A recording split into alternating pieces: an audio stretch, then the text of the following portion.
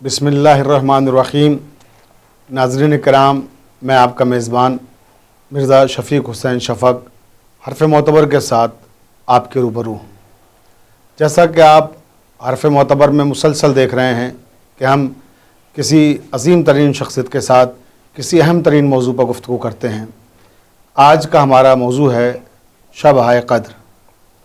शब क़द्र गुनाहों की मग़फ़िरत की रात, शब क़द्र तौबा की कबूलियत की रात, शब क़द्र ख़ताओं की मुआफ़ी की रात।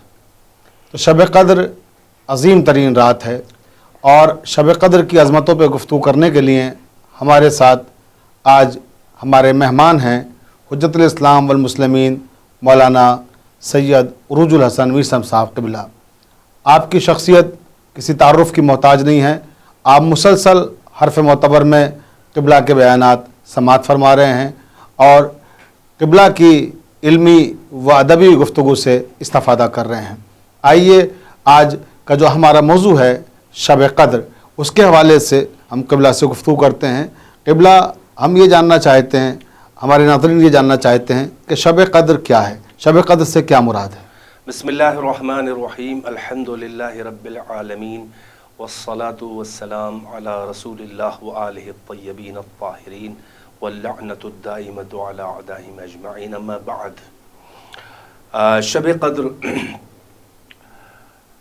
की हकीकत और शब क़द्र से मुराद क्या है, इसके माना क्या है, मैं अपने नाज़रीन और अपने सामीन को आसान लफ्ज़ों में बयान करूँ, लुग़त के हवाले से, कुरान के हवाले से और हदीस के हवाले से। शब क़द्र, जिसको लैलतुल क़द्र कहा जाता है ज़बान अरबी में, जैसा कि सूरह क़द्र हम लोग नमाज़ों के बाद भी पढ़ते हैं और कुरान में कि बिस्मिल्लाहिर्रहमानिर्रहीम, इन्ना अंज़लनाहु फ़ी लैलतिल क़द्र, यकीनन हमने नाजिल किया इसको, यानी इस कुरान को, फ़ी लैलतुल क़द्र, लैलतुल क़द्र में नाजिल किया, यानी शब क़द्र में। लैला कहते हैं शब को, रात को, नाइट को। क़द्र यानी क़द्र वाली रात। अब ये क़द्र क्या है जी, तो इसकी लुग़त और कुरान और हदीस वो तमाम अगर हक़ाइक़ को जमा किया जाए तो इसमें तीन पहलू निकल रहे हैं क़द्र में। एक तो ये कि ये क़द्र यानी क़द्र व मंज़िलत, स्टेटस, अहमियत, फजीलत कहते हैं ना, क़द्र, क़द्र व मंज़िलत यानी किसी चीज़ की वैल्यू क्या होती है। तो ये क़द्र वाली रात है, यानी क़द्र व मंज़िलत वाली रात है, बड़ी बाफ़जीलत रात है, बड़ी क़द्र वाली रात है। ये है मंज़िलत है, फजीलत है, इन मानों में है, यानी उसकी बड़ी अहमियत है, बड़ी वैल्यू है। दूसरे माने इसमें यह भी निकल रहे हैं क़द्र यानी क़दर, यानी क्योंकि इस रात खुदावंद आलम तमाम बंदों के मुक़द्दरात और उनकी किस्मतें अगले साल शब क़द्र तक के अल्लाह इसमें लिखता है, फैसला करता है, मुअय्यन करता है अगले साल तक, यानी ये क़ज़ा व क़दर के मानों में है, यानी अल्लाह का क़ज़ा व क़दर, यानी उसका फैसला कि अब अगले साल तक, लैलतुल क़द्र तक, इस रात से अगले साल तक किसके लिए क्या उसके मुक़द्दर में है, क्या उसकी किस्मत में है। इसीलिए कहा गया है कि इसमें ज़्यादा से ज़्यादा इसमें रात भर जागो, तौबा करो, इस्तिग़फ़ार करो, अल्लाह से दुआएं करो, मुनाजात करो, माफ़ी मांगो और आइंदा की भलाई अल्लाह से मांगो, इसलिए कि इसमें जो लिख दिया गया वो अगले साल तक होगा। यानी ये दूसरे माने इसके क़ज़ा और क़दर यानी फ़ैसले के मानों में है। अच्छा क़िबला, ये भी ज़रा नाज़रीन को बता दें, क़द्र और क़दर जी, इन दोनों में क्या फ़र्क है? जी, मैंने अर्ज़ किया कि क़द्र तो वही क़द्र और वैल्यू के मानों में है, क़द्र व मंज़िलत के मानों में है। जब उसमें दाल पे ज़बर आता है तो क़दर ख़ास तौर से, क़ज़ा और क़दर जो एक साथ यूज़ होता है एक दूसरे के लाजिम मलजूम के तौर पे, यानी फ़ैसले के मानों में है। लेकिन यहाँ पर मुफ़स्सिरीन ने कहा है एक पहलू यहाँ पर क़द्र से मुराद क़दर भी है, यानी ये कि मुअय्यन करना। अच्छा, एक तीसरा पहलू बड़ा लतीफ़ है, वो क्या है? वो ये है कि क़द्र के मानों में, क़द्र के एक मानी ये हैं कि किसी चीज़ को ज़ीक़ कर देना, तंग कर देना, اچھا کسی چیز کو سکوڑ دینا، سمیٹ دینا، وہ کیوں ہے؟ وہ کیوں ہے قبلہ؟ وہ اس لیے ہے کہ اس شب آسمانوں سے اتنی کثرت میں نزول ملائکہ ہوتا ہے کہ زمین تنگ ہو جاتی ہے۔ سبحان اللہ سبحان اللہ، یہ کیا خوبصورت گوشہ بڑا نکالا۔ لطیف پہلو ہے اور حدیث میں موجود ہے۔ یعنی وہ ابھی دیکھیے سورہ انا انزلنا کے آخر میں آئے گا نا کہ تنزل الملائکۃ والروح فیہا والروح فیہا، تنزل الملائکۃ والروح فیہا باذن ربہم من کل امر سلام ہی حتی مطلع الفجر، یعنی ملائکہ اور روح نازل ہوتے ہیں۔ تو حدیث میں ہے کہ اتنی کثرت سے ملائکہ اللہ کی نعمتیں اور رحمتیں لے کر نازل ہوتے ہیں کہ زمین تنگ ہو جاتی ہے۔ اور یہ تنگ جو قدر کے معنی ہیں وہ قرآن میں بعض جگہ ہیں، مطلب اللہ یبسط الرزق لمن یشاء ویقدر، یعنی اللہ ہی جس کے رزق کو چاہتا ہے وہ ایکسپینڈ کر دیتا ہے، بسیط یعنی پھیلا دیتا ہے، بڑھا دیتا ہے، اور جس کے رزق کو چاہتا ہے یقدر یعنی قدر کر دیتا ہے، یعنی تنگ کر دیتا ہے۔ ان معنوں میں بھی اس کو شب قدر کہا گیا ہے۔ اور اس کے معنوں کے سلسلے میں نے عرض کر دیا، اور انشاءاللہ اگلے سوالات میں قبلہ آپ نے بڑے خوبصورت انداز میں قدر اور قدر کے معنی کو واضح کیا۔ پروردگار خود کرا وما ادراک ما لیلۃ القدر، کہ ہم جیسے انسان ہم کیا سمجھیں گے کہ قدر کیا ہے، اور اس کی معنویت کیا ہے، اس کی اہمیت کیا ہے، اس کی رفت کیا ہے، اس کی ارزشیں کیا ہیں۔ قبلہ قدر کی جو رفتیں ہیں، جو ارزشیں ہیں، قرآن و حدیث کی روشنی میں بیان فرمائیں۔ جی، سورہ قدر کا جو ابھی سورہ قدر مکمل ہی جو ہے وہ لیلۃ القدر کے سلسلے میں ہے، نزول قرآن کے سلسلے میں ہے، یعنی بسم پھر سے پڑھ دوں برکتاً۔ قرآن اور حدیث میں آپ کا سوال ہے کہ لیلۃ القدر کے فضائل اور اس کی بلندی، اس کی اہمیت کیا ہے۔ تو ایک تو سورۃ القدر ہے جس کی ایک آیت میں نے پڑھی اور آخری بھی پڑھی، پھر سے دہرا دوں، بسم اللہ الرحمن الرحیم، انا انزلناہ فی لیلۃ القدر۔ اللہ فرما رہا ہے کہ یقیناً ویریلی ہم نے اس قرآن کو لیلۃ القدر میں نازل کیا۔ وما ادراک ما لیلۃ القدر، اب یہیں سے لیلۃ القدر کی اہمیت کا بیان شروع ہوا ہے، اور ابتدا ہی اتنی بلند ہے کہ وما ادراک، تم کیا جانو کہ لیلۃ القدر ہے کیا۔ سبحان اللہ۔ تو پہلے تو مخلوق کو بتا دیا کہ تم عاجز ہو درک کرنے سے فضیلت لیلۃ القدر، حقیقت لیلۃ القدر کو سمجھنے سے تمام مخلوق عاجز ہے، بس اللہ جانتا ہے، یا وہ خاصان خدا، وہ محرمان مشیت، وہ محرمان لہجہ مشیت، سبحان اللہ، وہ اللہ مشیت کا برتن اور علم خدا کا مخزن، بس وہی جانتے ہیں۔ پھر اللہ نے ہمارے سمجھنے بھر کے لیے بیان کیا کہ لیلۃ القدر خیر من الف شہر، یہ لیلۃ القدر جو ہے یہ بس یوں سمجھ لو مختصر کہ 1000 مہینوں سے بہتر ہے۔ کیوں اس کی اتنی اہمیت ہے، اس کا بھی ایک پہلو مشیت نے بیان کیا ہے کہ تنزل الملائکۃ والروح فیہا، اس شب قدر میں ملائکہ، الملائکہ، سوچیے اللہ کے نزدیک وہ الملائکہ، کتنے ملائکہ ہوں گے، وہ نازل ہوتے ہیں، اور روح جو روح اعظم ہے، جو فرشتوں میں سب سے بڑا فرشتہ ہے، حتیٰ کہ حدیث میں ہے کہ جبرائیل سے بھی بلند ایک فرشتہ ہے جس کا نام ہی ہے روح، وہ روح کے جس کے بارے میں اللہ جو ہے وہ مختلف آیتوں میں وَأَيَّدْنَاهُ بِرُوحِ الْقُدُسِ، جناب عیسیٰ کی تائید روح قدس سے کی، وَكَذَلِكَ أَوْحَيْنَا إِلَيْكَ رُوحًا مِّنْ أَمْرِنَا، رسول اللہ سے اللہ کہہ رہا ہے کہ اسی طرح سے ہم نے آپ کے تک جو ہے وہ روح بھیجی ہے، یعنی وحی کی ہے، وہ روح آپ تک بھیجی ہے۔ تو وہ روح اور ملائکہ نازل ہوتے ہیں کاہے کے لیے؟ تنزل الملائکۃ والروح فیہا بإذن ربہم، اپنے رب کے اذن سے نازل ہوتے ہیں، من کل امر سلام، ہر امر سلام، ہر سلامتی کا امر، ہر اچھی بات کو لے کر نازل ہوتے ہیں، من کل امر سلام ہے حتی مطلع الفجر، یہاں تک کہ وہ شب قدر گزر کے صبح طلوع ہو جاتی ہے۔ ایک جگہ اور سورہ دخان میں قرآن میں شب قدر کا یعنی واضح بیان ہوا ہے، خداوند عالم فرما رہا ہے بسم اللہ الرحمن الرحیم، حامیم والقرآن المبین इन्ना अंजलनाहु फी लैलतिन मुबारकतिन इन्ना कुन्ना मुंज़िरीन। फिर वही हमने इस कुरान को नाजिल किया है एक लैला मुबारका, यानी एक मुबारक शब में नाजिल किया है। लैलतुल क़द्र को अल्लाह ने मुबारक कहा है और हम ही जो है वो डराने वाले हैं। उसके आगे अल्लाह बोला फीहा यफ्रुक़ु कुल्लु अम्रिन हकीम। इसमें होता क्या है शब क़द्र में? वही बात जो क़ज़ा व क़दर फैसलों वाली। फीहा यफ्रुक़ु कुल्लु अम्रिन हकीम, इस शब क़द्र में, इस लैलतुल क़द्र, इस लैला मुबारका में हर अम्र हकीम, अम्र मुहकम यानी अटल फैसला तक़सीम किया जाता है। यफ्रुक़ु हर अम्र हकीम तक़सीम, यानी ये कि भाई मुक़द्दरात कायनात के और इंसानों के इसमें लिखे जाते हैं, उनके फ़ैसले किए जाते हैं इस शब क़द्र में। तो ये तो कुरान मजीद में आयतों में खुदावंद आलम ने इसकी फ़जीलत बताई है।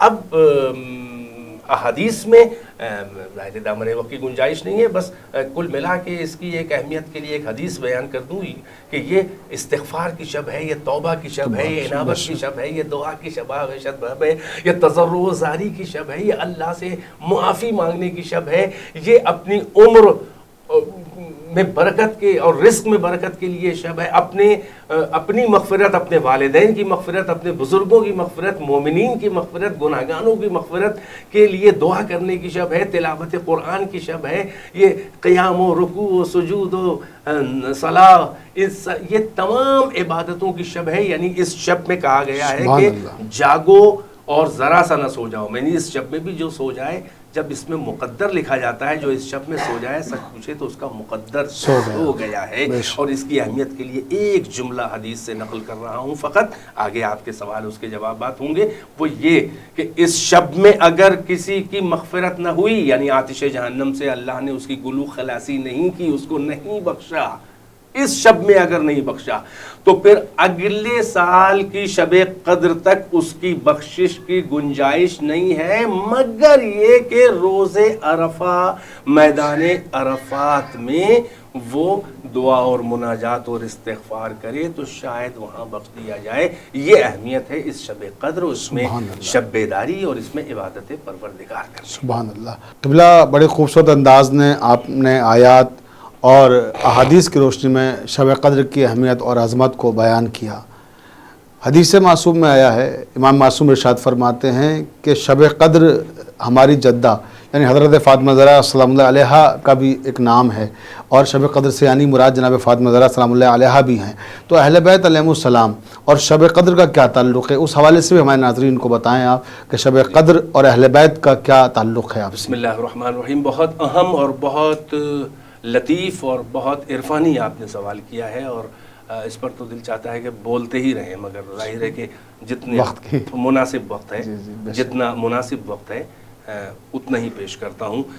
तफासिर अहले बैत का तमाम अगर मुतालिया करके आप एक निचोड़ के तौर पे पेश करें तो ये है कि लैला से मुराद सिद्दीक़ा कुबरा फ़ातिमतुज़ ज़हरा अलैहिस्सलाम की ज़ात मुबारक है, और क़द्र से मुराद जो है वो खुद ज़ात परवरदिगार है। लैलतुल क़द्र, क़द्र वाली रात उन मानों में है, या यूँ कहें कि लफ्ज़ों में जब ढलती है तो वो लैलतुल क़द्र बनती है, और जब वही अल्फाज लिबास वजूदी में आते हैं तो वो सिद्दीक़ा कुबरा बनती है, यानी वो हकीकत लैलतुल क़द्र है।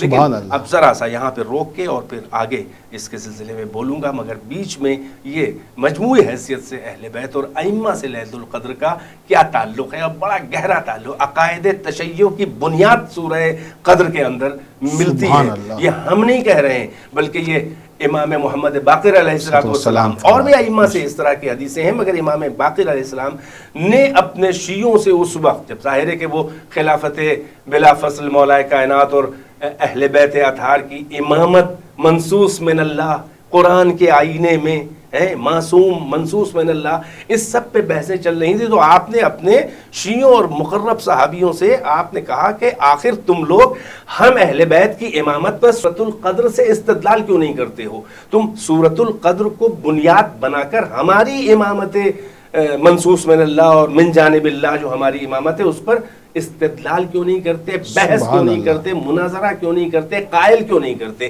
تو یہی بتانا چاہ رہا تھا, اس منزل پہ لایا ہوں امام کی حدیث کہ اس میں کہاں سے امامت ائمہ اطہار ہے. جی وہ کیا ہے؟ جی واضح فرمائیں. انا انزلناہ فی لیلۃ القدر وما ادراک ما لیلۃ القدر. ترجمہ سن چکے آپ اس سے پہلے؟ لیلۃ القدر خیر من الف شہر. یہاں تک ہو گئی بات. اب یہ جملہ تنزل, ملائکۃ, یہ تنزل سے مضارع کا صیغہ ہے جو پریزنٹ اور فیوچر کے لیے آتا ہے, بے شک. یعنی جو حال اور استقبال مستقبل کے لیے آتا ہے. یہ ہے حقیقت میں تتنزل. تو اس کی قاعدہ صرف اور گرامر کے لحاظ سے اس کو تے گرایا گیا, ثقیل ہونے کی وجہ. تتنزل الملائکہ, اس کا ترجمہ کیا ہوا؟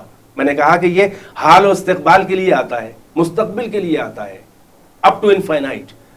یعنی اللہ یہ فرما رہا ہے کہ اس شب قدر میں ملائکہ اور روح نازل ہوتے ہیں اور ہوتے رہیں گے. سبحان اللہ, سبحان اللہ. یعنی یہ مضارع ہے, بے شک, استمرار ہے اس میں.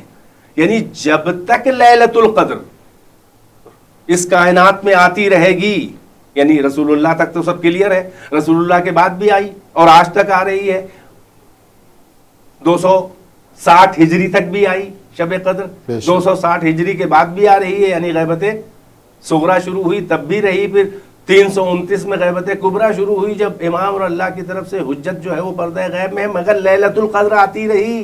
سبحان اللہ. اور قرآن یہ کہہ رہا ہے کہ اس میں ملائکہ اور روح نازل ہوتے ہیں اور نازل ہوتے رہیں گے ہر امر سلام کے ساتھ, بے شک, یہاں تک کہ صبح طلوع ہو جائے گی. اب سوال یہ ہے کہ رسول اللہ کے زمانے میں تو ملائکہ اور روح خود رسول اللہ کی خدمت میں نازل ہوتے تھے, ہر امر سلام کو لے کر, تمام انسانوں کے مقدرات قسمتوں کو لے کر امضا کرانے کے لیے رسول اللہ کے پاس نازل ہوتے تھے, کیونکہ وہ اللہ کے نمائندے ہیں. اور یہ سب اس کے قائل ہیں کہ رسول اللہ کی زندگی میں نزول ملائکہ اور روح رسول اللہ پر ہوتا تھا, رسول اللہ کی خدمت میں ہوتا تھا. اب سوال یہ ہے کہ رسول اللہ کے بعد شب قدر تو آتی رہی, آج بھی آ رہی, آتی رہے گی یہاں تک کہ روز قیامت تک. اس کے آگے اللہ جانے کب کا آئے گی اور کیا ہوگا. مگر سوال یہ ہے کہ رسول اللہ کے بعد وہ کون سی شخصیت ہے کہ شب قدر میں ملائکہ اور روح اس کے پاس اس کی خدمت میں اللہ کے اذن سے, رب کے اذن سے نازل ہوتے تھے. اور اس سے بڑا سوال یہ ہے کہ آج شب قدر جو آ رہی ہے, یہ شب قدر ہی میں ہم لوگ بیٹھے باتیں کر رہے ہیں. آج ہم کو بتائیں قرآن پڑھنے والے, سیغہ عربی جاننے والے, عربی مادری زبان جن کی عربی ہے, بڑے بڑے مفسرین اور ملا اور محققین ہم کو بتائیں کہ صیغہ مضارع ہے تنزل الملائکۃ والروح فیہا. تو اب آج کون ایسی شخصیت ہے اس روئے زمین پر کہ ملائکہ اور روح اس پہ نازل ہوتے ہیں, سبحان اللہ, اذن رب کے ساتھ نازل ہوتے ہیں, ہر امر سلام کے ساتھ مقدرات کائنات لے کے نازل ہوتے ہیں. اسی لیے میرے امام باقر علیہ الصلوۃ والسلام نے یہ فرمایا تھا کہ تم ہماری امامت پر استدلال سورۃ القدر سے کیا کرو. یعنی ان کا کہنا یہ تھا کہ ان سے اسی وقت پوچھو کہ یہ ملائکہ کا نزول اور روح کا نزول کس کے پاس ہوتا ہے, سوائے ہمارے کوئی ہے, یعنی امام محمد باقر. اور آج کی دنیا میں بھی ماننا پڑے گا کہ کوئی نہ کوئی ایسا امام قائم مقام رسول اللہ ہے جس کا اسٹیٹس رسول اللہ کا جیسا ہے, جو ختم نبوت کی سب سے بڑی دلیل ہے, جو حجت اللہ ہے, اور اذن رب سے ملائکہ اس کے پاس ارے ہمارے عام انسانوں کے پاس ملائکہ, ایک ملک آ جاتا ہے تو ہمارا دم نکل جاتا ہے, سبحان اللہ, جان چلی جاتی ہے, موت آ جاتی ہے. واہ, تو اس کے مطلب کوئی قائم مقام رسول اللہ, اللہ کا کوئی نمائندہ روح زمین پہ آج بھی ہے, اور اب بھی جب تک کہ علم خدا میں ہے اور مشیت خدا میں ہے کہ ایسی شخصیت چاہیے اللہ کی طرف سے منصوص کہ جس کے پاس ملائکہ کا نزول ہو, روح کا نزول ہو, اور وہ مقدرات بنی نوع انسان پر امضا کرے, دستخط کرے, مہر حجت اپنی لگائے, تاکہ اگلے سال تک کے انسانوں کے رزق اور عمر اور تمام امور جو ان کو تقسیم کیے جائیں وہ امام کی امضا کے ساتھ ہو. اسے کہتے ہیں ولایت کبریٰ, اسے کہتے ہیں امامت کبریٰ, یہ امامت اہل بیت. تو جب ائمہ کی یہ منزل ہے تو ان کی جدہ کی کیا منزل, یعنی ائمہ جو ہے وہ حجت خدا ہیں, اور صدیقہ کبریٰ ان ائمہ پر حجت ہیں. امام حسن علیہ السلام نے ارشاد فرمایا کہ نحن حجت اللہ علی الخلق وجدتنا فاطمۃ الزہرا حجت اللہ علینا، یعنی ہم جو ہے اللہ کی تمام مخلوق پر ہم ائمہ حجت ہیں، اور ہماری جدہ صدیقہ کبریٰ ہم ائمہ پر اللہ کی حجت ہیں. اللہ حجت الحجج ہے صدیقہ کبریٰ. تو لہٰذا اسی لیے پیغمبر سے بھی حدیث ہے، ائمہ سے بھی حدیث ہے، ایک ہی لہجے میں ہے، الفاظ کے ذرا ذرا سے فرق کے ساتھ. یہی پانچویں امام کی بھی ایک حدیث ہے، اسی کو نقل کرتا ہوں، ہے رسول اللہ کی بھی حدیث ہے اسی سلسلے میں. وہ کیا ہے؟ امام باقر نے فرمایا صدیقہ کبریٰ کے بارے میں کہ من ادرکہا فقد ادرک لیلۃ القدر، جس نے ہماری جدہ صدیقہ کبریٰ کو سمجھ لیا کہ وہ کیا ہے، ان کی حقیقت کیا ہے. فاطمہ زہرا صدیقہ کبریٰ انسی ہے اورا، ان کی حقیقت کیا ہے؟ جس نے بی بی کی صدیقہ کی حقیقت کو درک کر لیا، سمجھ لیا، ان کی معرفت حاصل کر لی، گویا اس نے لیلۃ القدر کو درک کر لیا. سبحان اللہ. اور لیلۃ القدر کو اللہ کیا کہہ رہا ہے؟ وما ادراک ما لیلۃ القدر، تم کیا جانو کہ لیلۃ القدر کیا ہے. تو جہات تشبیہ صدیقہ طاہرہ سے تشبیہ کیوں دی گئی ہے لیلۃ القدر کو؟ اس کی جہات تشبیہ مختصراً یہ ہیں کہ جیسے لیلۃ القدر سمجھ میں نہیں آ سکتی، مخلوق عاجز ہے کہ لیلۃ القدر کو درک کر سکے، ویسے ہی حقیقت فاطمہ زہرا سے مخلوق عاجز ہے کہ سمجھ سکے کہ فاطمہ کیا ہے. اور اس کا سپورٹ ایک اور حدیث پیغمبر کی کر رہی ہے کہ سمیت بفاطمہ لأن الخلق فطموا عن معرفتها، تمام مخلوق جو ہے وہ فاطمہ کی معرفت سے عاجز ہے کہ فاطمہ کو سمجھ سکے، کیونکہ وہ اس سے فطموا یعنی جدا کر دیے گئے ہیں، عاجز ہیں کہ فاطمہ کو سمجھ سکیں.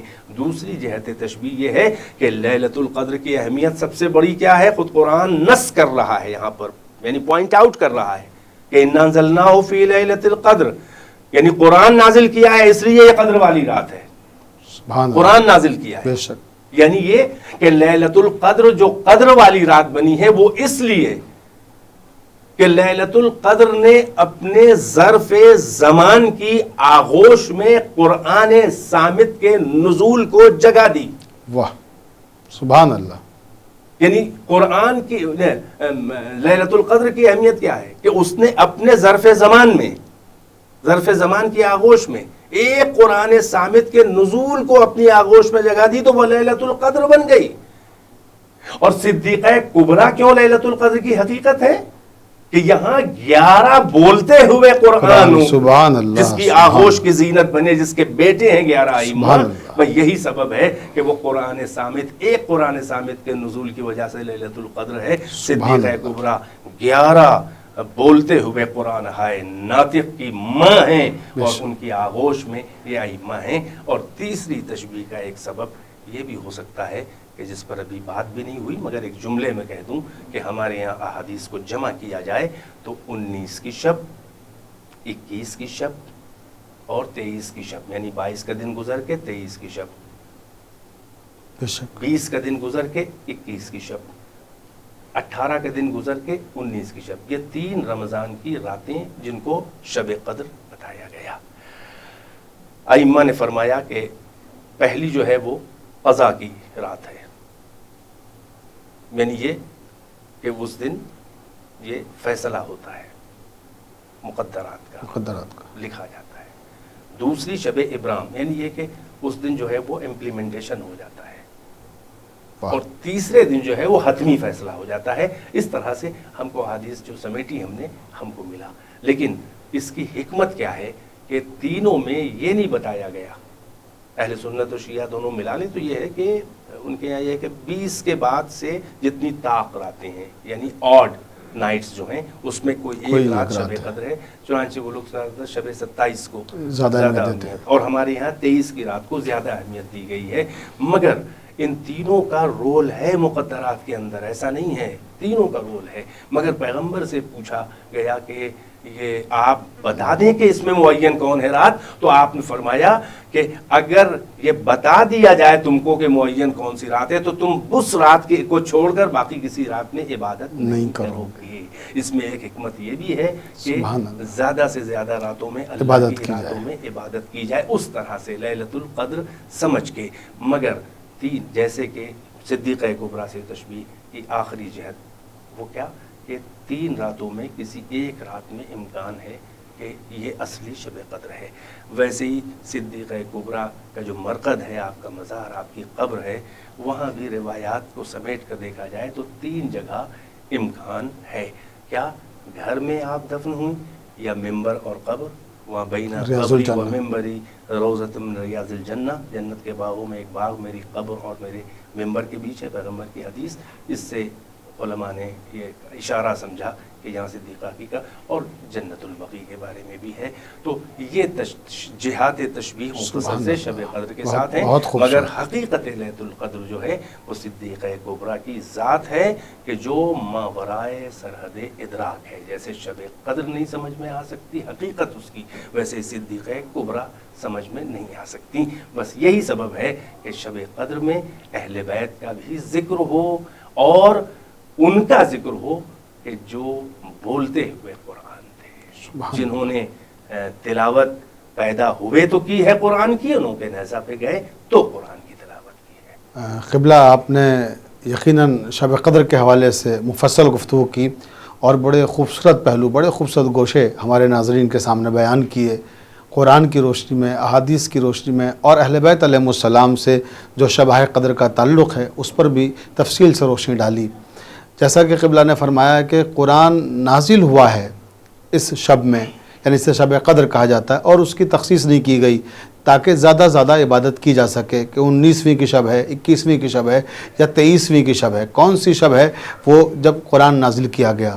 لیکن ہاں ہم یہ ضرور کہہ سکتے ہیں کہ رمضان المبارک وہ مہینہ ہے جس میں قرآن صامت بھی نازل ہوا اور قرآن ناطق بھی نازل ہوا۔ قرآن ناطق 15 رمضان کو نازل ہوا، اور قرآن صامت 19ویں، 21ویں یا 23ویں شب میں سے کسی ایک شب میں نازل ہوا۔ ہمارے پروگرام کا وقت ختم ہو رہا ہے، لہٰذا اب ہم اسی کے ساتھ آپ سے اجازت چاہتے ہیں، اور انشاءاللہ پھر ملیں گے حرف معتبر میں کسی نئی شخصیت کے ساتھ اور کسی نئے موضوع کے ساتھ۔ اجازت دیجیے اپنے میزبان مرزا شفیق حسین شفق کو۔ شب بخیر۔